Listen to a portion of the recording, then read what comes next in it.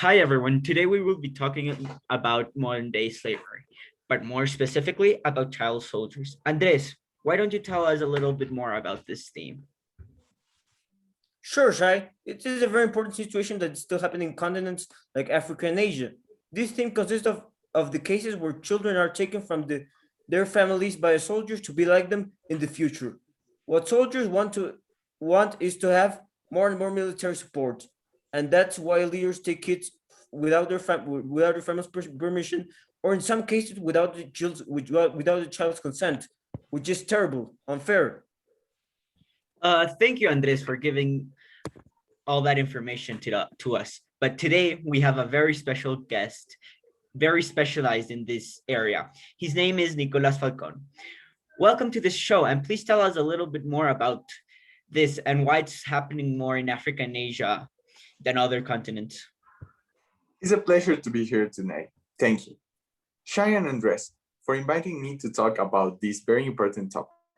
First, before starting what I'm gonna say, I want to share with you some pictures about child soldiers and mental impact because of this activity.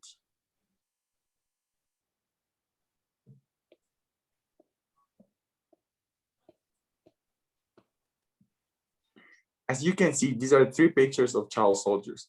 They handle all types of weapons, they handle everything they can see. This is totally, as you can say, illegal, because how is able a kid of 10, 12 years being able to do this? Here's a mental impact of how they face child soldiers after being disordered. They have flashbacks, they are survivors, they have traumatic anxiety, hypervigilance. As, as Andres was saying, this is still happening in continents like Africa or Asia, as I show on the map. To know better about what is happening, we'll be looking at a situation of a child like we all once were, that was taken from his family to be a soldier for the rest of his life. Oh, wow. Please elaborate a little bit more on that. It sounds very interesting. Well, let me tell you about some statistics about child soldiers in Africa, so that we can see how terrible the situation is. We can see that 40% of our child soldiers globally are found in Africa. This means that at a young age, kids are forced to involve themselves in a problem that's not their problem. The fact is very bad. To understand better, we need to know the reasons for recruitment, right? There are many statements for that people reveal 50% of the population in many African conflict or post-conflict zones consists of child younger than 18 years old. Romeo Dallaire, a famous writer about the slavery teams, pointed out that one of the reasons children are recruited to be soldiers is because they are viewed as expendable, replaceable, and they are cheap to maintain. Wow, that is nasty. How can there be such horrible people in this world that can do that? Yeah, right. People like this should not even exist in this world.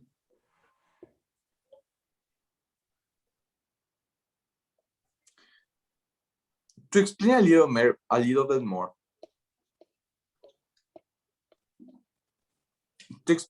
bit more, I will show a story of a child soldier. His name is Lionel. Let's go into the case. Lionel is the one on the left. Lionel became a soldier when he was 11 years old. The soldiers who gunned down his terrified community members had also targeted Lionel's mother and father. They fortunately killed them.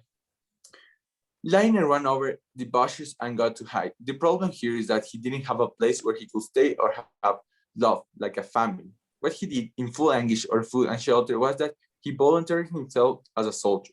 I didn't want to do it, he replies, but the opposition had killed my family and I had to join to protect myself. Sorry for the interruption, but you said the soldiers that were killing him killed his whole community or only his parents? I also have a question.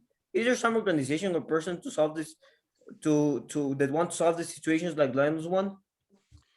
Okay, first, for side questions. The soldiers were terrorizing most of the community and focused on some families. One of the families the soldiers were focused on was Lionel's. That looks like there was already a plan for the death of his family. Yes, for Andres' question. The US is helping kids like Lionel to get out of this horrible environment. The plan here is to convince the kids to help and talk vulnerable communities in African nation and give kids familiar and mental support. It's a good step to use survivors to convince communities that they are at risk. That's good. At least there's good. At least there is some people helping these poor children. Well, I think we're running out of time here. So thank you, Nicolas, for coming here today. Yeah, thank you so much for explaining this very important problem to us and to our at-home audience. No, thank you for inviting me here. It's a pleasure to explain the real consequences of child soldier and why this happens.